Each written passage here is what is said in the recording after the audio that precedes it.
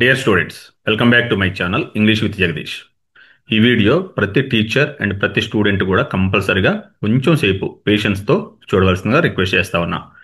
ఇందులో మనకి ఎఫ్ఏ టూల్స్కి సంబంధించి read and reflect, return works, project work, slip test ఇవి 4 ఉన్నాయి.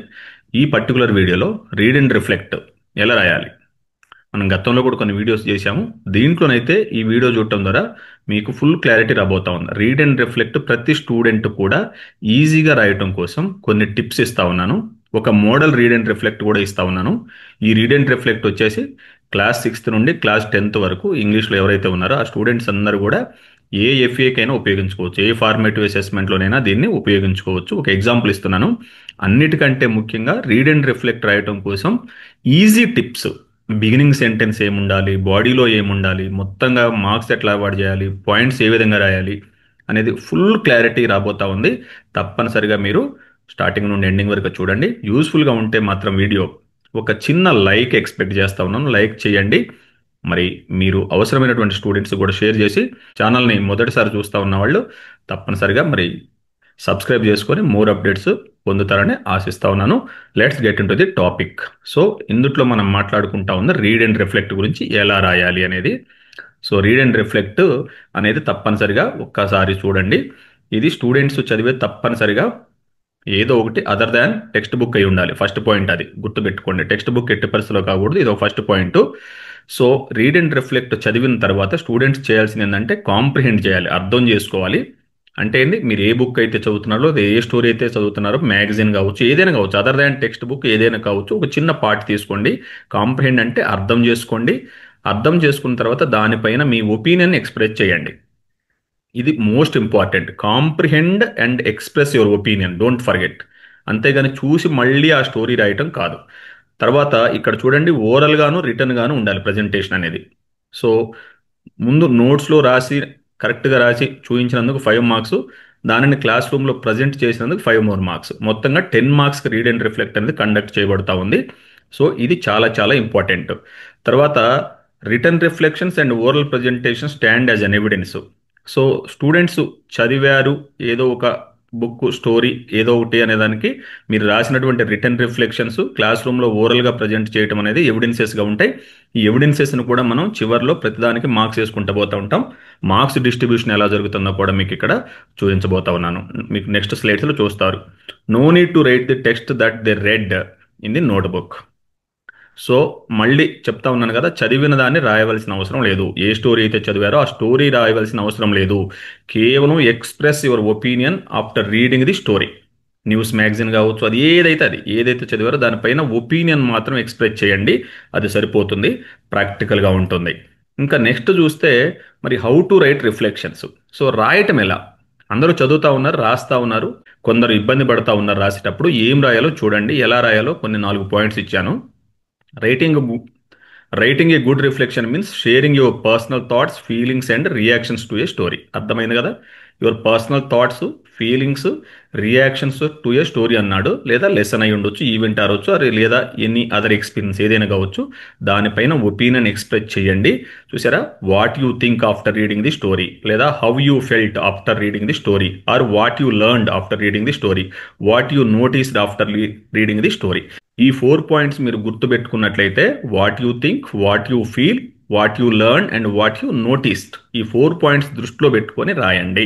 ఇది చాలా చాలా important. Not writing the exact story again.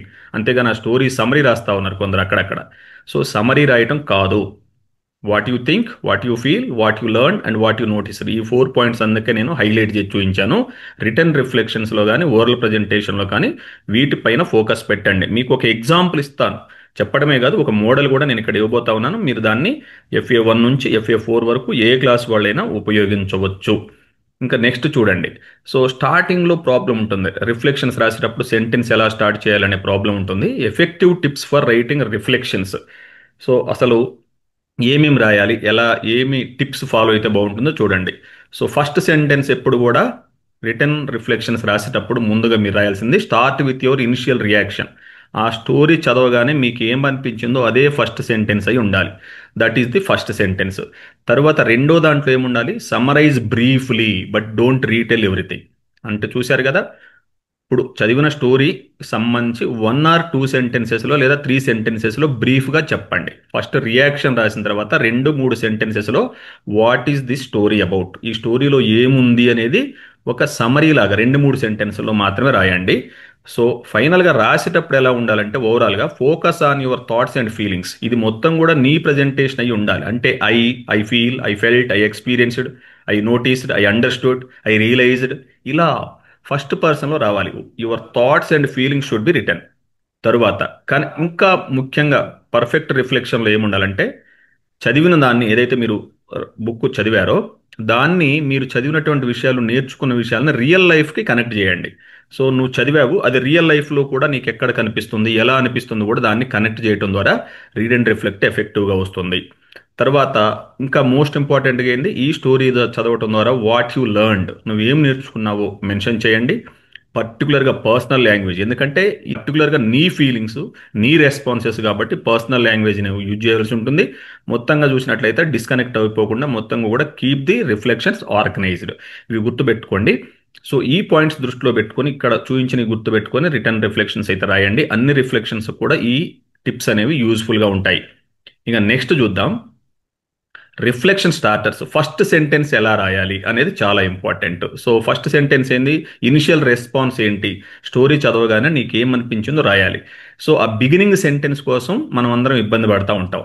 కాబట్టి ఈ ఫ్రేజెస్ లేదా ఈ క్లాజెస్ ఇక్కడ ఉన్న దాంట్లో ఏదో ఒక దాన్ని ఉపయోగించుకొని రిమైనింగ్ సెంటెన్స్ అనేది రాయండి. చూసారా, ఐ వాజ్ సర్ప్రైజ్డ్ వెన్, ఇలా మొదలు పెడుతూ I was surprised when I read the story, లేదా I was surprised when I saw the man doing something, అందుట్లో ఏం జరిగిందో చెప్పేటప్పుడు నీకు ఆశ్చర్యం ఎలా కలిగిందో ఇలా పెడుతూ రిమైనింగ్ పార్ట్ రాయండి. The story made me think, ఇక్కడన్నీ చూసారా, ఐ, మీ, ఫస్ట్ పర్సన్, నీకు జరిగినటువంటి ఫీలింగ్స్ని ఇక్కడ మనం రాస్తా ఉన్నాం. One part that really stood out to me was I can relate to this because I learn that, ఇలా నీ పర్సనల్ ఫీలింగ్స్ని తెలియజేస్తూ నీ ఇనిషియల్ రెస్పాన్స్ని ఈ ఫస్ట్ సెంటెన్స్ను ఉపయోగించుకుంటూ స్టార్ట్ చేయండి. ఇది అందరికీ యూజ్ అవుతుంది. దీన్ని దగ్గర పెట్టుకున్నట్లయితే ప్రతి రిఫ్లెక్షన్లో కూడా టీచర్స్ కానీ స్టూడెంట్స్ రీడ్ అండ్ రిఫ్లెక్ట్కి సంబంధించి రెస్పాండ్ అయ్యేటప్పుడు ఈ బిగినర్స్ని, వీటినే నేను స్టార్టర్స్ అన్నాను. సో రిఫ్లెక్షన్ స్టార్టర్స్ అంటా ఉన్నాం. ఫస్ట్ సెంటెన్స్ స్టార్ట్ చేయడానికి ఏదో ఒకటి ఉపయోగించండి. నెక్స్ట్ చూస్తే ఒక ఎగ్జాంపుల్ ఇస్తా ఉన్నాను కదా, చూడండి ఇక్కడ. సో మనం మళ్ళీ స్టోరీ రాయవలసిన అవసరం లేదు అన్నాను, లేదా మ్యాగజైన్ మళ్ళీ రాయాల్సిన అవసరం లేదు, న్యూస్ పేపర్లో వచ్చిన వార్త మళ్ళీ రాయాల్సిన అవసరం లేదు. దానికి సంబంధించినటువంటి ఎవిడెన్సెస్ ఇక్కడ పెడితే సరిపోతుంది. ఎందుకంటే అదంతా తీసి రాస్తే 4-5 పేజీలు అవుతుంది, అదంతా అవసరం లేదు. ఇలా టైటిల్ అయితే పెట్టుకోండి, రీడ్ అండ్ రిఫ్లెక్ట్ అని పెట్టేసి FA1 అయితే 1 అని పెట్టండి, 2 అయితే 2 అని పెట్టండి, 3 అయితే 3, 4 అయితే 4 అని ఇలా పెట్టండి. సో ఫస్ట్ మీరు చదివినటువంటి బుక్కు సంబంధించినటువంటి వివరాలు ముందు రాస్తా ఉన్నాం. Title of the story, author, published in, దేంట్లో వచ్చింది అనేది, పబ్లికేషన్ డేటు, అది అవైలబుల్ ఉంటే ఇవ్వండి, లేకపోతే లేదు. అన్నీ ఉండాలని లేదు, ఇట్లే ఉండాలని రూల్ కూడా ఏం లేదు. మీరు ముఖ్యమైన ఆ బుక్కు సంబంధించి, ఆ స్టోరీకి సంబంధించి ఏమేమి ముఖ్యమైనటువంటి ఇన్ఫర్మేషన్ ఉందో అవి, బట్ టైటిల్ రాయాలి, రైటర్ ఎవరైతే ఉంటే అది రాయాలి, పబ్లిషింగ్ డేట్ కానీ ఏ బుక్ అయితే పబ్లిష్ అయింది ఇది దొరుకుతుంది ఖచ్చితంగా మీరు చదివినట్లయితే. ఈ డేట్ అనేది ఉండొచ్చు, ఉండకపోవచ్చు. తర్వాత మెయిన్ క్యారెక్టర్స్ ఏదైతే ఉన్నాయో ఆ స్టోరీలో దానికి సంబంధించి ఒక 3-4 క్యారెక్టర్స్ ఇక్కడ మెన్షన్ చేశాను, అవి చేయండి. తర్వాత పబ్లిషర్స్, ఈ బుక్ పబ్లిష్ చేసింది ఎవరు అనేది కూడా చివరిలో మెన్షన్ చేయండి. ఓకే కదా. దీనికి సంబంధించి కొందరు మోరల్ గీరల్ అని ఇక్కడ రాస్తా ఉన్నారు, అవసరం లేదు, రాసుకున్నాం, ఇష్టం నష్టం ఏమీ లేదు. ఇప్పుడు ఇవి ఎవిడెన్సెస్ అనమాట. ఏ బుక్ చదివారు లేదా మీరు ఏ న్యూస్ ఆర్టికల్ చదివారు, ఏం చదివారు అనటానికి ఇది ఎవిడెన్సెస్గా ఉంటుంది. ఓహో, ఇది చదివి ఈ బుక్ చదివాడు వీడు, దీనికి సంబంధించి రిఫ్లెక్షన్స్ రాశారు అనేది ఇవి చూడగానే మనకు ఎవిడెన్స్ లాగా కనిపిస్తూ ఉంటుంది, ఆధారం అనమాట ఇది. ఇక నెక్స్ట్ ఒక మోడల్ రిఫ్లెక్షన్ చూడండి. రాసేటప్పుడు my reflections on the story అని చెప్పే బదులు my reflections on the lottery by Shirley Jackson. So the lottery అనేది స్టోరీ, ఇది రాసినటువంటి వ్యక్తి ఇతను. సో ఇలా my reflections on the story అని ఈ టైటిల్ పెట్టేస్తే సరిపోతుంది. మీరు ప్రతి దాంట్లోనే ఇలాగే పెట్టుకోండి. సో ఇక్కడ చూస్తే నేను ఒక 3-4 పారాగ్రాఫ్స్, స్మాల్ పారాగ్రాఫ్స్ ఇచ్చాను. సో మీరు సింగిల్ పారాగ్రాఫ్లో రాసుకున్నా అయ్యేది ఏమీ లేదు. బట్ నేను చెప్పాను కదా ఏమేమి ఉండాలని, మీ పర్సనల్ ఫీలింగ్స్ ఉండాలి, థాట్స్ ఉండాలి, రిఫ్లెక్షన్స్ ఉండాలి, how you feel, what you learn, what you think etcetera ఉండాలని చెప్పాను కదా. ఇనిషియల్ సెంటెన్స్ ఉండాలని చెప్పాను, పర్సనల్ లాంగ్వేజ్ ఉండాలని చెప్పాను, related to the real life experiences అని చెప్పాను. అవన్నీ దీంట్లో ఇంక్లూడ్ చేశాను. సో జనరల్గా మనకైతే కొందరు ఏంటంటే 2-3 పేజీలు రాస్తా ఉన్నారు, అవసరం లేదు. మనకున్నటువంటి సైజు 12 to 15 సెంటెన్సెస్ ఎనఫ్. ఇక్కడ ఒకవేళ అటు ఇటుగా ఒక 2 3 సెంటెన్సులు 20 సెంటెన్సెస్ వరకు ఉన్న అయ్యేదేం లేదు. బట్ లెంత్ మాత్రం ఓవర్ లెంత్ అవసరం లేదు, టూ షార్ట్గా కూడా అవసరం లేదు. ముందు ఆ డీటెయిల్స్ పెట్టేసి ఈ ఫస్ట్ పేజీలో చూపించినట్టుగా ఈ డీటెయిల్స్ రాసిన తర్వాత ఇలా my reflections on the story అని పెట్టేసి ఆ స్టోరీ పెట్టేసి కింద నేను ఇంతకు ముందు ఇచ్చినటువంటి ఇంపార్టెంట్ పాయింట్స్ ఏదైతే ఉన్నాయో ఇక్కడ చెప్పాను కదా, ఇవన్నీ కవర్ అయ్యే విధంగా రీడ్ అండ్ రిఫ్లెక్ట్ రాసుకుంటే మీకు ఫుల్ మార్క్స్ ఇవ్వటం అనేది జరుగుతుంది. సో ఇంకా చూడండి, ఇక్కడ మీరు దీనిని ఈ రిఫ్లెక్షన్స్ని మీరు FA1 నుంచి FA4 వరకు ఏ క్లాస్ వాళ్ళైనా 6th నుండి 10th క్లాస్ వాళ్ళ వరకు ఎవరైనా వాడుకోవచ్చు. ఇందుట్లో నష్టం ఏం లేదు. ఇంతకుముందు నేను చదివి వినిపించను ఇప్పుడు, ఎందుకంటే టైం ఎక్కువ అవుతుంది కాబట్టి అవసరం లేదు. ఇంతకుముందు నేను చెప్పిన పాయింట్స్ ఏదైతే ఉన్నాయో అవన్నీ దీంట్లో కవర్ చేయటం జరిగింది. తర్వాత ఇలా ఒక టేబుల్ వేసుకోండి మార్క్స్ వేసుకోవడం కోసం. చాలామంది స్టూడెంట్స్ రాస్తా ఉన్నారు, టీచర్స్ కొందరు డైరెక్ట్గా మార్క్స్ వేసేస్తున్నారు కింద 5/5 అని. అలా వేయకూడదు, ఎందుకంటే రీడ్ అండ్ రిఫ్లెక్ట్ ఉన్నది 10 మార్క్స్కి. 10 మార్క్స్కి ఏమేమి ఇస్తారు? ఓరల్ ప్రజెంటేషన్, రాసినటువంటి దాన్ని క్లాస్ రూమ్లో స్టూడెంట్ ప్రజెంట్ చేయాలి. ప్రజెంట్ చేస్తే 5 మార్క్స్, రాసినందుకు గాను రిటర్న్ రిఫ్లెక్షన్స్ 5 మార్క్స్, టోటల్గా 10 మార్క్స్. సో 5కు 5 వేయటం సరైన పద్ధతి కాదు రెండింటికి కూడా. సో ఓరల్ ప్రజెంటేషన్ ఉన్నప్పుడు కరెక్ట్గా ప్రొనౌన్సియేషన్ ఎలా ఉంది, యాక్సెంట్ ఎలా ఉంది, పాజ్ ఎలా ఉంది, సెంటెన్సెస్ సరిగ్గా చదువుతున్నాడా లేదా అనేది చూసుకొని మార్క్స్ ఇవ్వాలి.